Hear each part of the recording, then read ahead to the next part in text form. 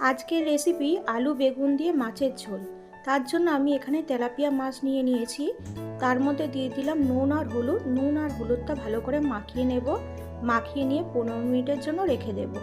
এবার বানিয়ে নেব একটা মশলা। একটা বাটির মধ্যে নিয়ে নিলাম হলুদ গুঁড়ো, ধনে গুঁড়ো, জিরে গুঁড়ো, নুন আর অল্প একটু জল। খুব ভালো করে এবার মিশিয়ে নেব। এই রকমভাবে মশলাটা করে নিলে পুরো বাটা মশলার মতন খেতে লাগে। এবার কড়াইতে দিয়ে দিলাম সর্ষের তেল। তেলটা ভালো করে গরম করে নিয়ে মাছগুলোকে দিয়ে ভেজে নেব।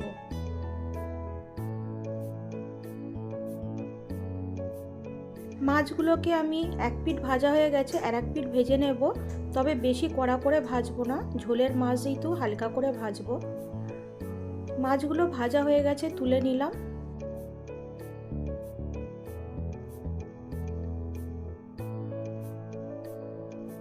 এবার এই তেলের মধ্যে দিয়ে দিলাম কালো জিরে। কালো জিরেটা ভাজা হয়ে গেলে দিয়ে দিলাম আলু। আলুগুলোকেও ভালো করে ভেজে নেব।